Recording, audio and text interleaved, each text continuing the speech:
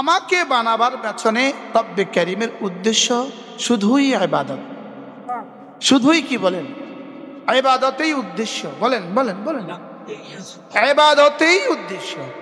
জান্নাত হলো পুরস্কার, পুরস্কারও নয়, পুরস্কার প্রাপ্তির জায়গা, পুরস্কার প্রাপ্তির কি জায়গা। তাইলে পুরস্কার প্রাপ্তির জায়গা যদি এত সুন্দর হয়, পুরস্কারটা কত সুন্দর হবে।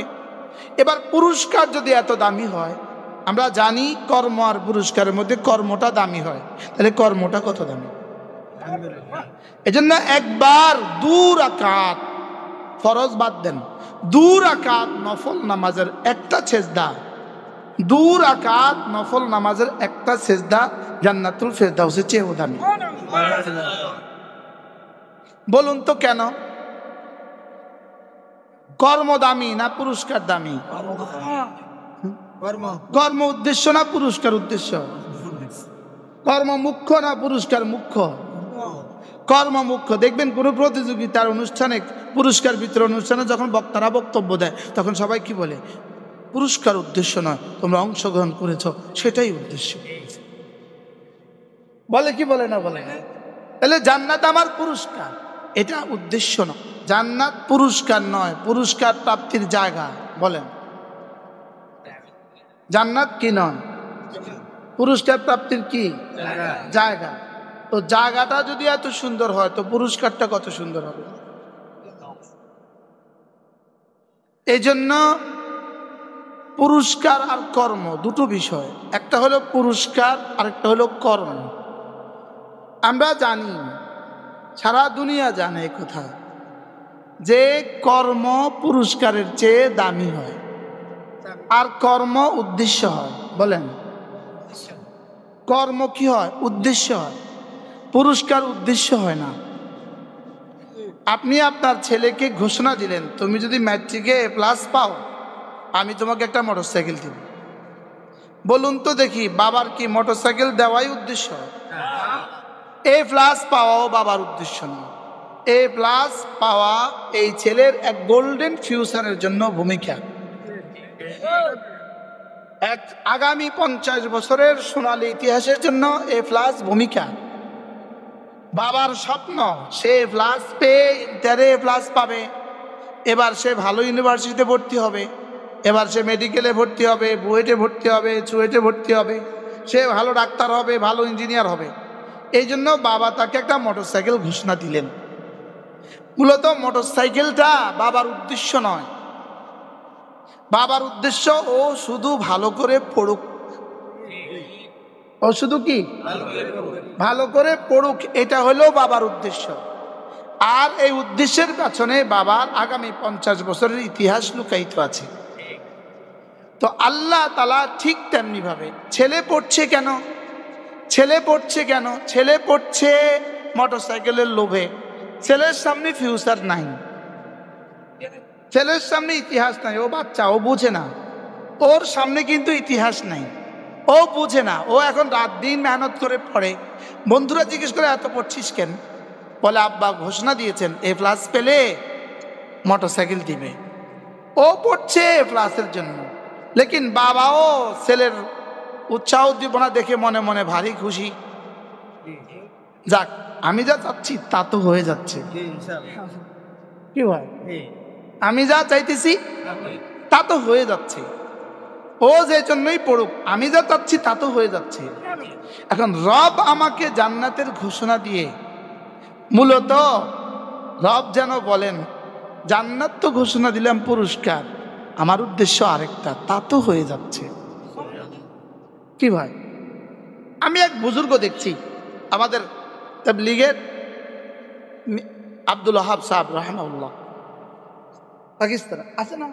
আচ্ছা আচ্ছা, আমি তাকে দেখছি মদিনায় তৈয়বায় তারাবি নামাজের পরে। মদিনায় তৈয়বায় স্বাভাবিকভাবে তারাবি পড়তে লাগে 2 ঘন্টা। তারাবি যারা মদিনায় তৈয়বা পড়ে, এরা ঢুকছে আসরে। কতক্ষণে ঢুকছে? আসরে ঢুইকা, আসর থেকে মাগরিব গেল, মাগরিব থেকে এশা গেল, এবার তারাবি। ওজুর চাপের কি অবস্থা, বাতাসের চাপের কি অবস্থা, ক্লান্তির কি অবস্থা, ঘুমের কি অবস্থা। কারণ একটু পরেই আবার কিয়ামুল লাইল শুরু হবে, দৌড়ে গিয়া খেয়ে আবার চলে আসতে হবে। শুনলাম যে আব্দুল ওয়াহাব সাহেব মদিনায় তৈয়বা আছেন, ওই প্রথম ছাতির নিচে। তো দৌড় দিলাম, আমাদের মতো হাজারো মানুষ ছুটলো। যাওয়ার পরে দেখলাম যে উনি হুইল চেয়ারে বসে নামাজে দাঁড়িয়েছেন। হুইল চেয়ারে বসে কি এখন কোন নামাজ? আরে নামাজ তো শেষে, নফল নামাজ, এসা তো শেষে, তারাবি তো শেষে, নফল নামাজে দাঁড়াইলেন। অনেক মানুষ দাঁড়াইছে, কয়েকশো মানুষ অপেক্ষা করছে, বাংলাদেশি, ইন্ডিয়ান, পাকিস্তানি। উনি তো রুকু তো আর তার যায় না,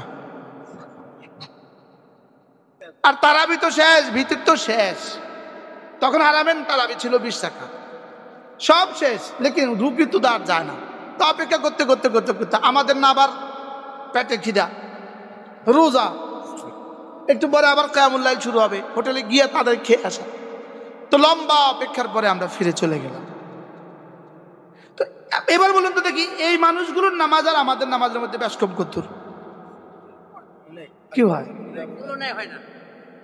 বর্তমান দারুল দেওবন্দের কারি আব্দুর রউফ দামাত বারাকাতুহু এখনো তো আছেন আমাদের ওস্তাদ। ইনি প্রত্যেক দিন তার দস্তুর ছিল আজানের আগে মসজিদে ঢুকেন। আমরা দারুল যা দেখছি, আজানের আগে মসজিদে ঢুকেন, ঢুকেই সুন্নত পড়েন, পইরা তেলাওয়াত শুরু করেন। তেলাওয়াত মুয়াজ্জিন আইসা প্রথম কাজ হুজুরের কোরআন শরীফটা বন্ধ করে, এরপরে মুয়াজ্জিন একামত দেয়। জীবনের প্রতিদিনের একামত, সুবহানাল্লাহ বলেন, কি বল? তো এদের জিন্দেগি আর আমাদের জিন্দেগির মধ্যে বেশ কম কথা। তাহলে জিন্দেগি বেশ কম হবে সিফাতে ইহসানের ভিত্তিতে। বলেন, হইতে পারে একজনের একটা সেজদা আরেকজনের 70 বছরের চেয়েও শ্রেষ্ঠ। তাহলে এবার বলুন তো দেখি, দামি হবে কি দিয়া? সিফাতে ইহসান দিয়া। সিফাতে ইহসান মানে বলেন আল্লাহ আমাকে দেখছেন। বলেন, সিফাতে ইহসান মানে কি? আল্লাহ আমাকে দেখছেন। এই কথাটাকে চর্চা করা উচিত কিনা মাঝে মাঝে? যদি এই কথাটা আপনার কলিজায় আসে, মাঝে মাঝে আসে, মাঝে মাঝে মাঝে মাঝে আসে, একটা হলো মাঝে মাঝে আসে, আর হলো এটা আমার কলিজায় সারাক্ষণ জাগ্রত থাকে। আরটা হলো কি সারাক্ষণ কি থাকে? এবার যার মাঝে মাঝে আসে, যার সারাক্ষণ জাগ্রত থাকে, এই দুজন কি সমান? আচ্ছা, এবার যার মাঝে মাঝেও আসে না, কি এটা আর ওই দুজন কি সমান? তাহলে কারো কেউ কেউ আছে মাঝে মাঝেও আসে না, যেন আমিও এই দলের অন্তর্ভুক্ত, মাঝে মাঝেও আসে না। এই হলো এক দল। আর দল হলো কি মাঝে মাঝে আসে আবার মাঝে মাঝে যায় না। এই হলো কয় দল? 3 নাম্বার হলো কি সবসময় জাগ্রত। এই কথাটা সবসময় জাগ্রত। তো আমি আর আপনি যদি এই দলে হইতে পারি তো কেমন হবে? কি আরে হইতে পারে আজকের জমানার কোন মানুষও সিদ্দিক আকবরের মতো নম্বর পাবে। করাচি রাদিয়াল্লাহু রাহমাহুল্লাহ বলেন যে সিদ্দিক আর কেউ হবে না, না এমন কোনো ওহী আসে নাই, বলকে কিয়ামত পর্যন্ত যালিকা লিমান খাশিয়া রাব্বা ওয়া মান তাবিআহুম বিইহসান। বলেন, যারাই সাহাবীদের ইত্তেবা করবে সিফাতে ইহসানের সাথে, বলেন সিফাতে ইহসানের সাথে যারাই ইত্তেবা করবে, যাও সাহাবাদেরকে আমি যে পুরস্কার দিব, তাদের জন্য যে রাদিয়াল্লাহু ঘোষণা দিলাম, তাদের জন্য এই ঘোষণা, যারা সিফাতে ইহসানের সাথে সাহাবাদের ইত্তেবা। সুবহানাল্লাহ। আর যদি সিফাতে ইহসানের সাথে তুমি সাহাবাদের ইত্তেবা করো, তো রব বলেন যাও কথা দিলাম, ওয়া ইন্নাল্লাহা লামাআল মুহসিনিন, আমি মুহসিনিনদের সাথে হয়ে যাই। বলেন, আমি মুহসিনিনদের কি হয়ে যাই? সাথে হয়ে যাই। আমি মুহসিনিনদের সাথে হয়ে যাই। সুবহানাল্লাহ। হাফেজ সাহেব কে খেয়েছেন?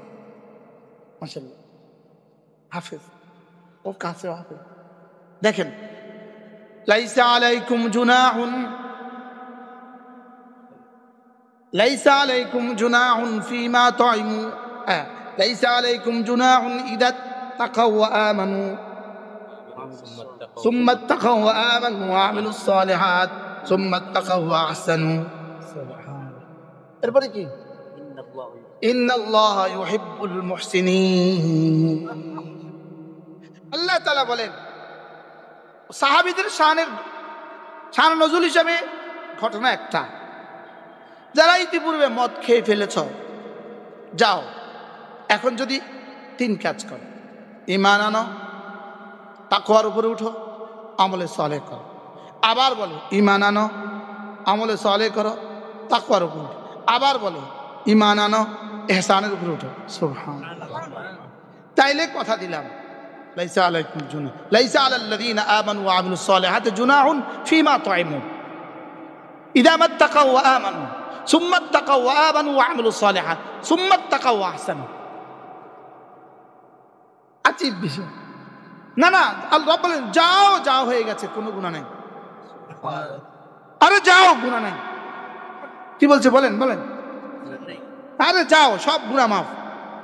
দেখি শর্ত ঈমান, তাকওয়া, আমলে সালেহ, ইহসান। 4 শব্দকে একসাথে ঢুকিয়েছেন, ঈমান, ইসলাম, ইহসান, তাকওয়া। সুবহানাল্লাহ বলেন। কয় শব্দ? আমলে সালেহ মানে ইসলাম, ইসলাম মানে আমলে সালেহ। তাহলে এই 4টা যদি তোমার থেকে হয়ে যায়, লাইসা আলাইকুম জুনাহ, যাও, আর কোনো গুনাহ নাই। গুনাহ হবে মানুষ হিসাবে, আবার মাফ করে দিব, আবার হবে, আবার মাফ করে দিব, আবার হবে, আবার মাফ। কয়টা পাওয়া গেলে মাফ করে দিবে? কি কি? ঈমান, আর ইসলামের অপর শব্দ, প্রতিশব্দ আমলে সালেহ। তাহলে ঈমান, আমলে সালেহ, ইহসান, তাকওয়া। এবার তাকওয়া মানে কি? 4 নম্বর থেকে শুরু করো, গুনাহ ছেড়ে দেওয়া, বলো। ইহসান মানে আল্লাহ আমাকে দেখছেন এই ধারণায়। আমলে সালেহ মানে নেক আমল করা। এবার ঈমান মানে বিশ্বাস করা। এবার 4টা একসাথে মিলান, আল্লাহ ওই 7টা বিষয়ের উপর বিশ্বাস করো তো, বলেন 7টা বিষয়ের উপরে বিশ্বাস করো তো। সমস্ত ফরায়েজ, ওয়াজিবাত, সুনান, মুস্তাহাব্বাত, নওয়াফিল করিয়া আল্লাহকে দেখছি দেখছি লাগে, অথবা তিনি আমাকে দেখছেন, এই বিশ্বাসের সাথে সমস্ত গুনাহ ছেড়ে দেওয়া। তোমার দুনিয়া তোমার, জান্নাত তোমার। কি ভাই? হ্যাঁ, কিভাবে ঢুকছে 4টা? লাইসা আলাল্লাযীনা আমানু ওয়া আমিলুস সালিহাত, লাইসা আলাল্লাযীনা আমানু ওয়া আমিলুস সালিহাতি জুনাহুন ফীমা তুইমু ইযা মাত্তাকাউ ওয়া আমানু সুম্মা ইত্তাকাউ ওয়া আমানু ওয়া আমিলুস সালিহাত সুম্মা ইত্তাকাউ ওয়া আহসানু। গণেন না কেমনে কইছে? হ্যাঁ, মোট কয়টা লাগবে জীবনে? কি কি? ঈমান, তাকওয়া। এই 4টার সাথে যদি তোমার একবার সুবহানাল্লাহ এই শব্দটা হয়, হইতে পারে আরেকজনের 70 কোটি বারের চেয়ে দাম বেশি হবে। আর এই 4টার সাথেই ছিল সাহাবাদের এক মুষ্টি আল্লাহ রাস্তায় দান করা। সাহাবাদের এক মুষ্টি আল্লাহ রাস্তায় দান আমাদের উহুদের চেয়ে ভারী কেন?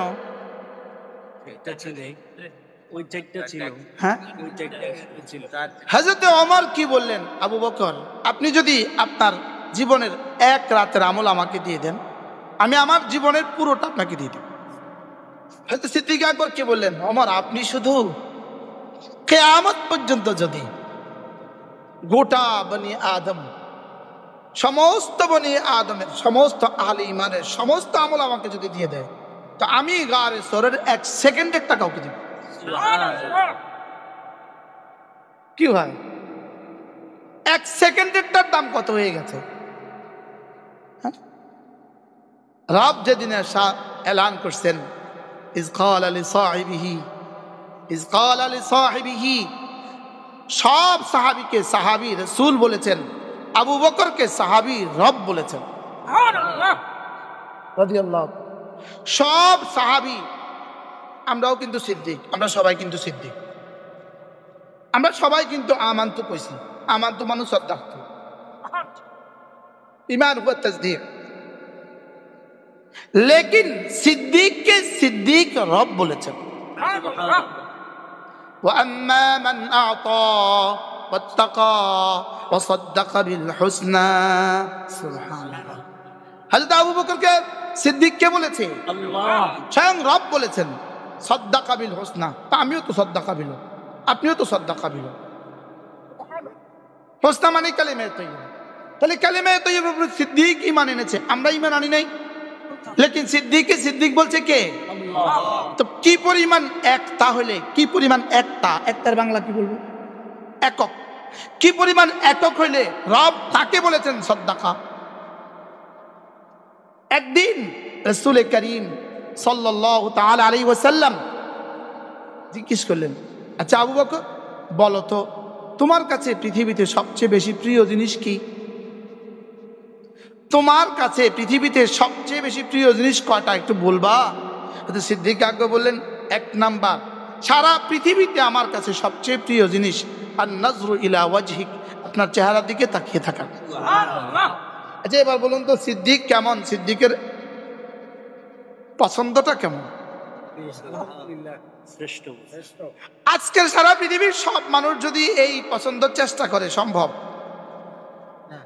আর নজরু ইলা ওয়াজহিক, আপনার চেহারার দিকে তাকিয়ে থাকা আমার জীবনের সবচেয়ে প্রিয় বস্তু।